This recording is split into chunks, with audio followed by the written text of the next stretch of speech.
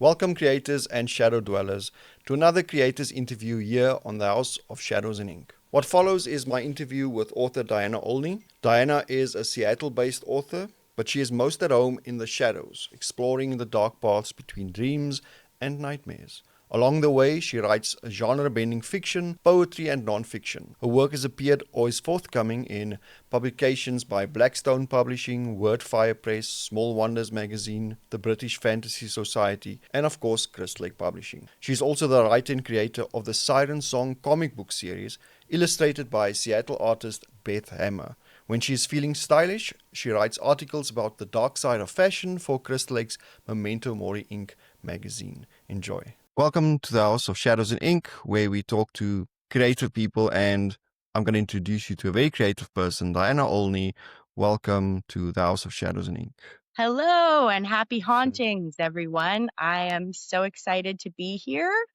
I'm coming to you from the inherently creepy land of Seattle, where we have lots of doom and gloom and grunge and spooky things in the shadows around every corner, especially during this season. I am a writer, poet, comic series writer, and creator. I'm very fortunate that I get to do all of these things, to be perfectly honest. I really am very grateful for all the creative avenues that I've been able to explore. Bookworm, obviously, horror fan, um, and crazy cat lady. I have two shadows that actually look a lot like one of the really adorable puppets on the Eddie Poe show. I have two black cats. Cool. So they are both inspiration and they always have input. Um, That's good. yeah. So let's jump way back. When did you realize you want to create, that you saw the world different than other people, that you like, I know the question was like, oh, why do you write horror? That this is even before that. Like, when did you realize that, I'm just going to say it like, we're special? When did you realize you're special to be a Totally. creator, a creative person, that you had an amazing imagination, and what did you do with it immediately? I think it was definitely already happening before I really recognized it. I have some very early memories. I must have been maybe 5 or 6, where I would tell stories to myself in my pink bedroom to the mirror, like I was practicing storytelling and orating. I can't remember what they were about, but I remember doing it. So storytelling at a really, really early age, and that creativity definitely just continued and was um, ushered on and encouraged largely by my father, who is a huge bookworm. He Hmm. raised me on The Hobbit, also right around that age, and C.S. Lewis and all Nice. the fantastical classics were already sort of being soaked up. And I was like a little sponge. And when I was in grade school, we would, this is some spooky fun that I remember. We would have some friends and I, our own like little book club.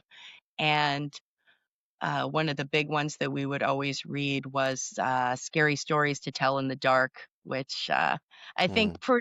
pretty much everyone is familiar with, not just those stories, but how absolutely horrifying those illustrations were. As an adult, they're still just skin crawlingly spooky. And we would read those, and then eventually it kind of branched off into, Diana, you're a really good storyteller too. Tell us a story. Tell us a story. And a lot of the time they tended to be kind of creepy, or at least slanted Mm. that way. Um, and so I think that encouragement just from, I guess that's kind of like a nature and nurture thing. Like I think it was Mm. probably in my blood from early on. But there was so much storytelling happening before it even, wound up finding its way onto a piece of paper. Somewhere I still have, at least to my knowledge, the first like short story I ever wrote when I was about 10. It's in a box. I Cool. know I still have it. Um, and I think it was sort of a play on Sleeping Beauty. Um, but I remember finding it maybe in my 20s and actually like going, okay, 10-year-old me, like this is not bad. Not bad at all. And can you remember the first time you decided to start submitting? What made you decide to do that? Oh, yeah, because that's the turning point, right? Absolutely. I've obviously just said always loved writing. And I really flourished a lot throughout high school and my like young adulthood. I had some really impactful teachers who encouraged me. And I even tried my hand at writing a novel when I was maybe 19, 20, and I had a really my daughter was, I think, a toddler at the time, and I was working a lot. And, of course, it was that effort where you try and it just eventually you drop it because carving out the Mm, time is so hard. So I did not start submitting and pursuing the dream in full until I think it was COVID time. And when everything was shut down during the pandemic, and as much as that was really unsettling and difficult time for a lot of people for a lot of reasons, there was suddenly a little bit more time available, even just recreationally. Couldn't even go to half the grocery stores for a long time. mm. And my son was, doing remote school, and there was a little more at the time, there was a little more leeway there. I was able to stay up a little later. Um, and it just, it started happening. I also had a side business that COVID impacted in a bad way. So then I think Mm. gradually, as I began to get disheartened in that, I started filling a little bit more of my time with these weird ideas that were coming to me. And I didn't think anything of it until um, I started to really feel that, I guess, that grip of the muse. And I had a few things that were coming to fruition, and I started digging around on the world of the internet and social media just to see like, could I try to get these published? And like that was I guess my first step on that journey from like page to publishing was just meeting some very cool, very welcoming independent publishers in Facebook groups. That's cool. Now, I must say, social media made a huge difference when it comes to just like chatting with other authors, meeting people. Like, for instance, like, I mean, Seattle, you're not like really close to a lot of the conventions and stuff where Mm-hmm. most people hang out. I'm like very far away. So social media, I mean, Facebook especially, can contribute, has contributed to a lot of people's creative careers, mine included. So online, Facebook and everything, how did you, because I know you're quite, let's say, involved. Like there's a lot of conversations you're part of when it comes to just like authors and creative people chatting online. How did you get in there? Did you just chat with people online? Did you specifically focus on like, these are the best groups for me to hang out? I'm just thinking now, like other authors, if you want to start making the contacts and the, what do they call it? Networking, Mm, right? networking. Thank you. Yeah. Um, online networking. So, and how do you make sure that it doesn't take up all your writing time? So, because I know you can get lost in that Mm-hmm. rabbit hole of social media. Exactly. You know what? I'll be completely transparent and balancing those aspects, balancing writing and time in the most basic sense is probably my biggest frustration. Um, if I had a superpower, I think it might be, even just temporarily. I'm not asking for a lot, a little bit of clock control. Let me pause the clock for an hour. Let me have an extra Mm, hour, or let me not need that hour of sleep. Um, just because this pursuit is, I know that there are plenty of people, especially, have been writing professionally for decades, spitting out books left and right. So, um, it's a little bit faster, but for me, my process with anything is usually really time consuming. Um, and I'm really rigorous with editing, and that's part of it. So when you factor in wanting to be active in the community, either online or even in person, though you are right, I do get a little frustrated that a lot of those conventions are not mm, over here. I same. don't get to do nearly as many in-person things, at least not right now. Um, Travel budgets can grow eventually, but trying to block out that time and prioritize, you know, editing project A over promoting and networking, it is hard. So honestly, the way that I keep track, especially if I am deep writing a new piece, which takes so much focus, I use a lot of post-it notes to remind me what I need to do, even on social media, as I've got silly as my own yeah. pack here. Post-it notes are a writer's best tool, whether it's pertaining to something you're working on, or even right now for me, there's been so many new releases that I actually need to sort of plan in advance, like, oh, okay, I need to post about that one this day. And I'm really Mm, exhausted if I don't put that post-it note that says, promote this book on Tuesday. I might forget, especially if I get distracted by something I'm working on. So honestly, writing yourself doesn't have to be post-its if you're not a post-it person, but writing lists, as if you're not already writing enough. Writing lists, true. or a bulletin board or anything that can help you keep track of these two worlds, because it really is, it's two worlds. You've got the fiction or even nonfiction that you're creating and you're pouring all your focus into.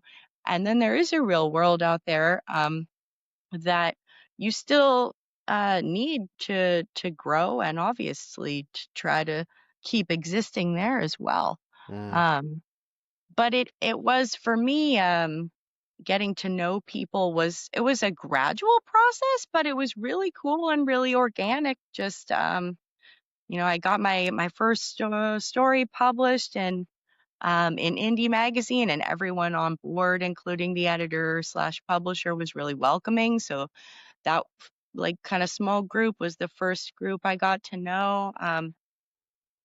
I was pretty early into my writing career when I met you as well, and you were instantly just like so warm and kind and positive and um, so passionate, and I could see that all so clearly just from like the first thing I ever did with Crystal Lake was the monthly flash fiction contest, and mm. um, I could immediately see how really nurturing that community was for writers, and so I knew I wanted to hang around a little bit.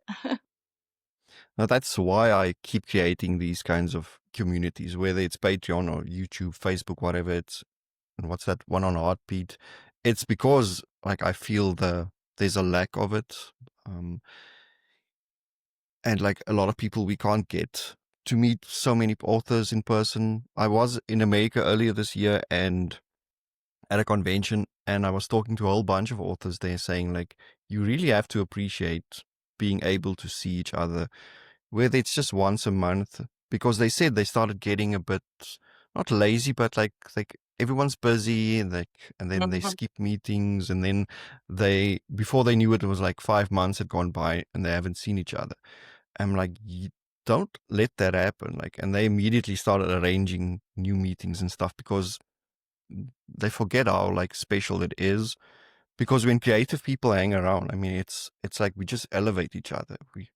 You you go to new heights, you get motivated, you realize you're not going through all of this stuff alone, um, and it's it's just so good for everyone involved. And then in the end project, it's good for everyone reading it in the end or experiencing, whether it's artwork or stories, doesn't matter what.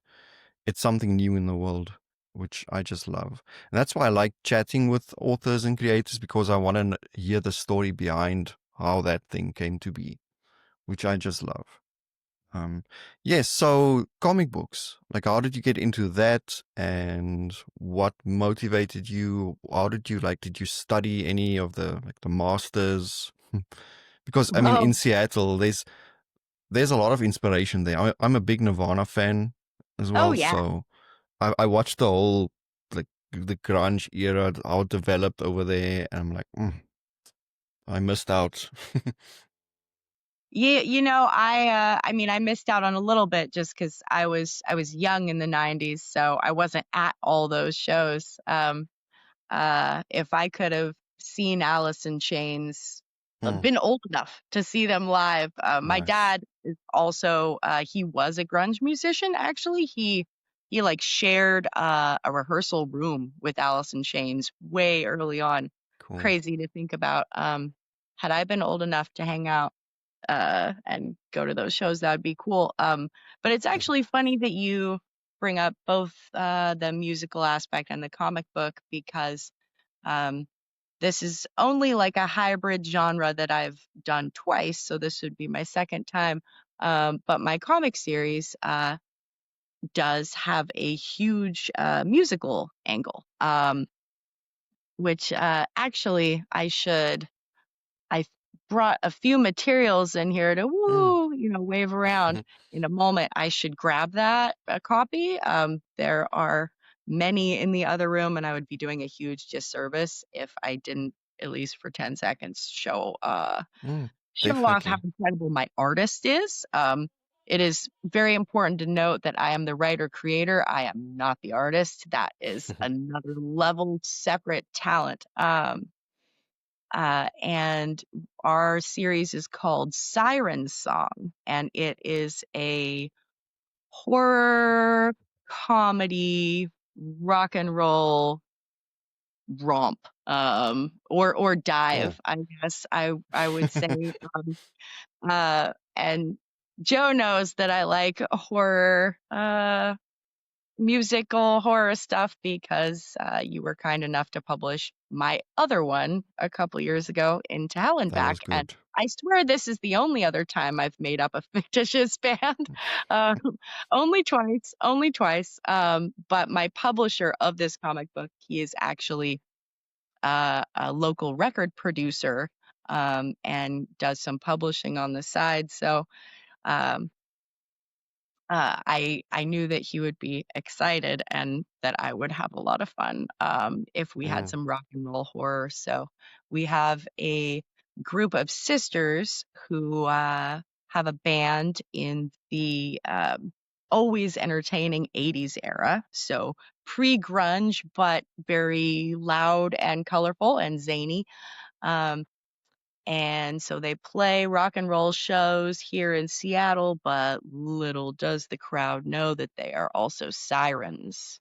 Ooh, and for those who maybe don't know, because there aren't as many movies or books about sirens, I want to see more movies personally. That is a flesh-eating mermaid. So mm, very Ariel with an appetite. Um, And so that kind of comes to rather ravenous fruition because they eat their groupies. At least most of them. At least most of them. They eat a lot of their fans. And then when the plot starts to thicken, they have to start going on tour. And so that's what we're about to do now. We're on our second issue, which is going to come out on Halloween. Yeah. oh, Cool, nice. cool, cool. Oh. I'm sorry I Oh, didn't have the nice. foresight to grab that sooner. Mhm. Oh no, that's cool. I'm if I could, well, it's completely dark on the other side of the office now, but if I could turn the camera, I could show you our entire wall is full of comic books. Um, and hopefully someday, eventually, it's going to be full of Crystal Lake comic books. Because Oh, yeah. our first one is done, the second one is almost done, but I haven't like physically held them yet. But give me a few years or a decade, and that entire wall's going to be just comic books that I actually help bring into the world, which has just this amazing feel to it because I mean, we started with reading comic books. I think that's where my love of reading came from. It doesn't matter what format it is, I just love stories or what medium it is. And that's how I think, like with you as well, like we write different mediums comic book, short story, novels, whatever, songs. We just have like something to express, a story to tell. So show us your wonderful comic. Yes. And I agree wholeheartedly with all the above that you just said. There really are stories in almost everything you can create. So this is Nice. our first issue. It's a little Cool. bloody. And I owe all of this wonderful, wonderful illustration here to Miss Beth Hammer, who is just as tough as that name Cool. suggests. She's very skilled, as you can see. She's also from Seattle, and one of her other passions, when she is not illustrating cool scenery like this, she Cool. professionally sword fights. She just took Oh. home a medal in a championship a few months back that was held in a castle. Um, so I don't even know really, people do that. I'm in the yeah, wrong business, really. That yeah, sounds like something I would have loved to do. Okay, so I'm in the description below. I'm gonna put links to all your work, everything, and be sure to give me the information of the artist as well. We put that in there, because we gotta promote the artists. We gotta promote everyone, even the publishers. Like, because if people want to get started, they need to know. I mean, you need a good artist. You need contacts. You need people who can do things that we can't do. Um, and there's no issue in just asking for help and learning from those who've gone before us. So that's exactly. what we all need to try and do. So when you're writing these different mediums, do you jump from one project to another, or do you finish the comic book stuff first? So that, because I mean, writing a comic book is a bit different than writing a story. It absolutely is. And um, I was an avid comic fan, at least in the darker genres, before I got into it myself. But I had to give myself a crash course on how to write a comic script. Uh, I at least pride myself on if I apply myself Mm, to learning a new skill in the creative field, at least. That does not apply to everything. In the creative mm, field, somewhere in the word wheelhouse, mm, usually I can figure it out pretty quick. So that's what I did. And writing a comic script is a lot like a screenplay. So at least if you've ever seen a screenplay before, you kind of know what format you're gonna be mm, working in. But in terms of, let's see, um, projects and different mediums, that is a really important distinction because it's kind of like you have to put on a completely different thinking helmet, a completely different lens, even. When I did the first comic, I had to teach myself really from the ground up how to see literally what I'm envisioning because in the script that I would be passing to an artist to illustrate, it has to outline for that artist. It's basically like a set of instructions where, okay, this is the dialogue that's going to be printed, or the headers that are going to be printed, but it also has to have for every panel a description of literally what your artist needs to draw and what you want your readers to see. And in literature, you can be a lot more fluid with descriptions, or you can Mm. have a whole lot of detail too when the situation calls for it. But I had never quite had to really sit there and squint until I could see exactly, okay, what is in this room? What do I need to, you know, who's standing next to who at this exact moment? Whereas in a short story, maybe that wouldn't be relevant. Um, the positioning of everything is relevant in a comic. So when I Cool. have to change gears like that and switch from like a short story to a comic book, I definitely have to. It really is actually, that metaphor kind of applies. It really is like a changing of gears, or a um a completely different mm, mode of creation. And even things like poetry and fiction are closer, I think, at least in format, than like comics and short stories. But poetry requires a very different way of thinking. Mm. And I No. think I just started to really lean into that when I'm in poetry mode. So that is kind of how I think about it. Right now, I'm in poetry mode. Mm. Okay, now I finished that poem. I've got a deadline for the comic book coming up. I need to switch gears and get into comic mode. And one way that I find that's helpful to do that is to immerse myself in that medium.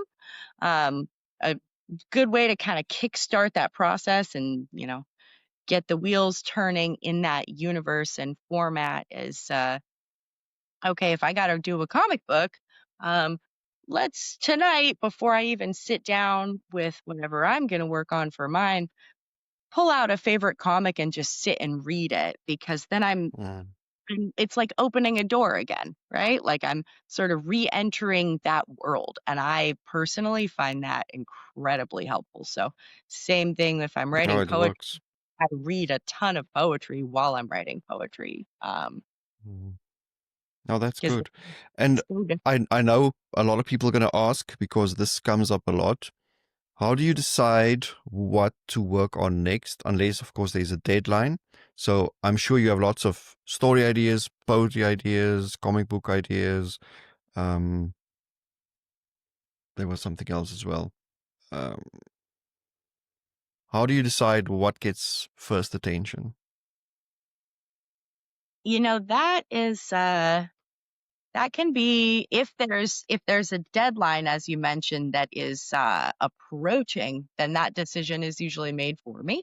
Um, because I take deadlines very seriously, especially because I know myself and I know my process, and I know that there's always going to be one more little thing I want to tweak. So I really try to give a wide berth, as wide of a berth as I can. Um, and if not, I'm sacrificing sleep, and that's the nature of the beast. But if I don't have a deadline, very close, and I have the freedom to play around. I kind of did that over the summer. Um, I feel like summer energy, especially here in Seattle, where there's a lot of rain. It's pretty chilly, which can just be disheartening when you just want to step outside and feel energized and revitalized. So when we do get sun here, I just soak it up, and it really makes me feel, it almost feels like there's a little bit more of a pop to the creative palette too, as the seasons change and the Mm. colors come alive around me and all that. So I did a lot of poetry over the summer, because I wanted to have more. I wanted to have more, and get more out there, because I was newer to that, than writing Okay. fiction. But in terms of like why this one right now, it's almost, I don't know if it's even really, if it feels like my choice. Um, a lot of my inspiration is so fluid that it just grips me. And I know this might sound a little silly, but sometimes I feel like a bit of a conduit um, for whatever story is uh, asking or yelling sometimes to be Mm, told, and literally is keeping me up at night. Um, so really it whichever idea is the loudest. And then true. there is also the business side of it where, okay, is there a market for this in this genre right now? Like if I have a great idea for a new eco horror short story, but nobody seems interested in them, then I will try to like sit and think about it for a minute. Like, should I pursue True. this or not? But really, it's that creative pull at the end of the day, especially if I wind up with a basic like ABC story arc very quickly, and I already have an ending in mind that I like. That's how I will get married to something really fast. Like there's been Mm, times where I write a 10,000 word story just because, oh, I have to use that title. Um, and that has happened, and I didn't regret it. So maybe that's an okay way to do it. But there's also a lot of ideas that might pop off at 2 in the morning and, get scribbled down a few notes that maybe in the light of day I go, okay, maybe not that one right mm, now. mm. Not I've they're had a not all few of those. they they're not as good as they felt and sounded in the middle of the night. Mhm. But I definitely agree that I think all creative people become a kind of conduit for like the world around us. And that's why we should hang out with other creative people and read and consume and everything. Because I think over time, we learn to see the world in a different way because you can't be an author if you can't look at the same object from different angles. Like, Mhm. I mean, we all had those exercises where you had to describe something in a positive light and then describe the same thing in like a pessimistic light and show anger. Like, two people can step into the same world and see it completely different because of their mindset. And we learn these things. So, any kind of creative person, you eventually feel so, I want to say, connected to everything that it does really start speaking to you. And you just have to like put it down on paper or artwork, a sculpture, whatever. I wish I could paint and sculpt, but yeah. Where would we find the time for everything anyway? So, Exactly. for your fiction, your stories, novels, whatever, what do you have? What are you busy with? What are your plans? What's next? There's there's I think there's so much that I need a lot of post-it notes to keep track of it. But it is an incredibly good problem to have. Sorry, recaffeinating a little bit here. Mm, Coffee is also actually probably really high on the fuel list. None of this would same. be possible for me without coffee. Um, we wouldn't be having a conversation without coffee. I would be in a closet somewhere. Uh, um, but that's a tangent already. So there. Let's see. We already talked about the comic, right? So there's a new one of those coming out. I did just finish up my first, not my first attempt, but my first completed novella. And I think that's important distinction because, um, as we said, not every idea uh, comes completely to fruition. And I will admit that one of my weaknesses is I struggle with longer form works, and it really is more than anything a time Mm, difficulty. especially because my process is really immersive. When I'm editing, I read things again and again and again. And when you get over 40,000 words, it becomes so much harder to do my usual process and read this thing front to back and see how it Mm. flows. And I have two kids. Um, so that is a struggle, but I have been writing in the general sense, all these, shorter form things for a good number of years now. And I just really would love to get one under my belt. So I've had a couple, that almost happened, and this one got drafted at this stage, and didn't quite make it. And the one that I polished off, it's pretty dark and it's pretty out there, but it gripped me the most. Mm. And it's been a lot of work. And How it is.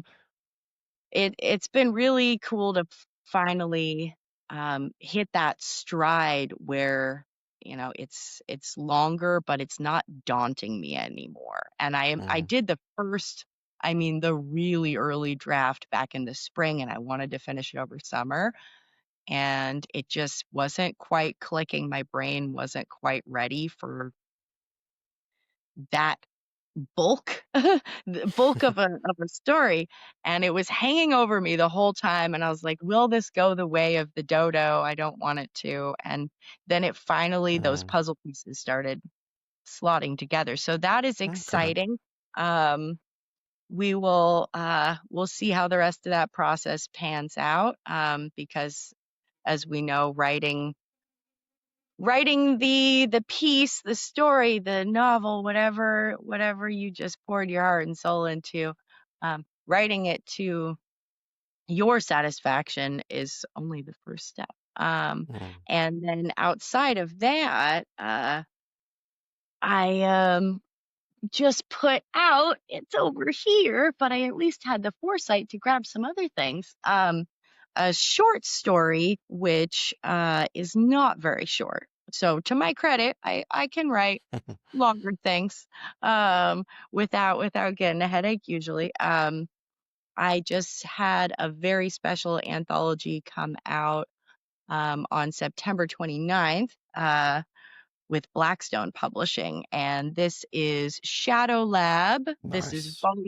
volume two. Volume two is horror centric, horror themed. The first one was more of a dark sci-fi, that I was not a part of, but I absolutely really truly enjoyed. This was a huge huge passion project, huge everything for me, I guess. My story in here is that they're all 10,000 words long, so it kind of makes Okay. this an anthology, in that that's really more like twice the length of what you would usually find. So there's Mm. only 10 authors here, so there's a few less of us, and we all wrote a bit more. Um, and I put a lot of hours into this one, and I was lucky enough to even find inspiration uh, in more of a literal sense than usual. I based a lot of my story, at least the basic arc and the basic theme, and maybe my protagonist's name too, on my daughter, because I have mine is a coming of age story that deals with the very real terror of bodily changes in adolescence, and then puts more of a visceral horror spin on it, because in my Okay. story called Insatiable, our teenage girl isn't just going through the usual uh, terrifying changes, but she is a succubus, which comes with a lot more scary stuff and a lot more Mm. risks and maybe even some casualties.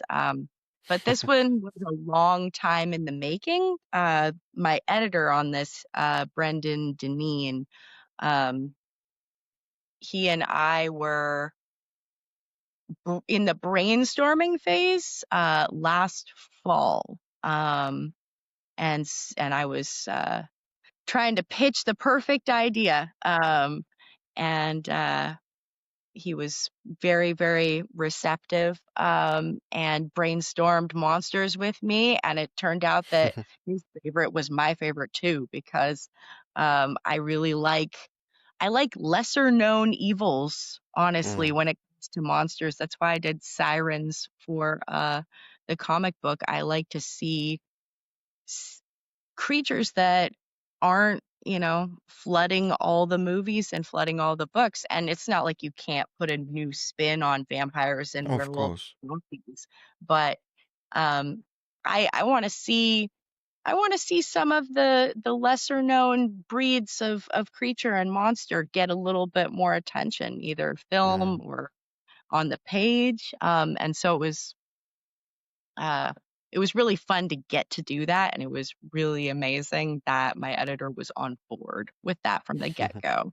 And at first, I was pitching things that were at least creature-wise, way more oversaturated, and he was like, "Well, I've already got one of those happening," and I was frustrated until I realized, "Oh, you actually are cool with doing something weirder? That's what I want all along. I want to make it weird." Oh, that's cool. Because and I actually wanted to ask before you brought it up, how much of your personal life, your surroundings, where you live, like gets into your stories? With this one, it was more on the nose how influenced I was. And I think that was just a really special, beautiful thing, because uh, I was trying to, come up with the pitch ideas and the outline for the main story arc of this last fall. And my daughter, who is an amazing, very gifted, very creative teenager, she was about to have her 17th birthday. Um, and so after, the first very preliminary couple one sentence ideas I had didn't stick, s- I think the fact that her birthday was just more in the foreground because it was approaching, I thought, okay, well, I know, my editor really likes family dynamics, and adolescence is very scary, and that Mm, probably wouldn't have been so imminent in my mindset had I not had an amazing daughter. Um, about to about to go into another year of the horrors of adolescence herself. And I think if it's not such a serendipitous moment like that, where real life is splashing onto the page more, I am absolutely one of those people who gets influenced by who or what I'm reading.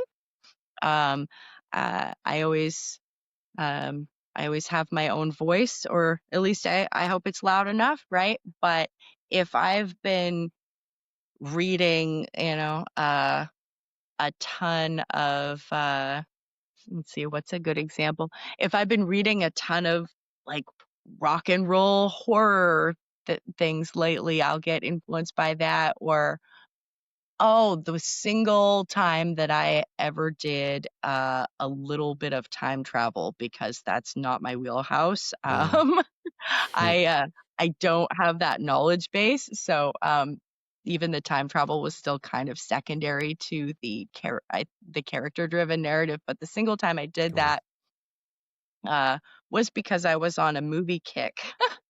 um, watching, I have a probably one of my favorite writer director teams. Have several movies that do time loops. So basically, like Groundhog's Day, but darker. Oh, And yes. I got on a kick to watch their three main movies that do that, one after another, because I just love them so much. And then all of a sudden, I had a time loopy story in my head, and I knew from the first tiny seed of a thought that there's no way I would have even thought of that if I hadn't been watching those movies at that time. And I think that's a really, really cool, fun way to experience creativity. I do think being inspired by the brilliant work of others and still come up with your own. That's why I always say you have to consume. If you want to produce, you have to consume. You have to take in what's been done, what's around you, what's influencing people, what readers are enjoying. You can't just write or sculpt or write songs. You have to listen, you have to read, you have to take in. Because there's so many, I mean, for a creative person, it takes one little spark, just one idea, like a tiny bit of an idea, and it can grow into a novel that can change your life. So why hide away from things that can spark ideas or motivate you? It's not like, I know some people say it's going to contaminate my story or something. I don't believe that. You can write something that's inspired by someone else's work without copying their work. So, I agree completely. Okay, so we're gonna put all your links in the comments, in the description. But where can people find you online? So I desperately need to update my website. I bet this will inspire me to carve out that hour. I have a whole makeover in mind for it, but it have I think most of the new releases on there. Shadow Lab, pretty cool. Lots of macabre photography and information and links to previous works. So my official website is dianaolney.com, Olney. So that's pretty easy to remember. It's handy. You can also find me on Facebook as Diana Olney, and Instagram, I am Diana Olney author. Oh, that's a plot twist. Different. Oh, that's cool. Well, thank you so much, Diana, for being here. I hope everyone enjoyed this. I hope everyone keeps finding new authors, finding new people to inspire, and even authors need favorite authors and need people to get in touch with. And we all need to bring our community a bit closer together. So this is just hopefully one step closer. And again, thank you. I hope you feel inspired to keep creating, and we can't wait to see what you do next. Thank you so much for coming on to the House of Shadows and Ink. Thank you so much. It's been an honor to haunt with you, Joe. Okay, thanks. Bye.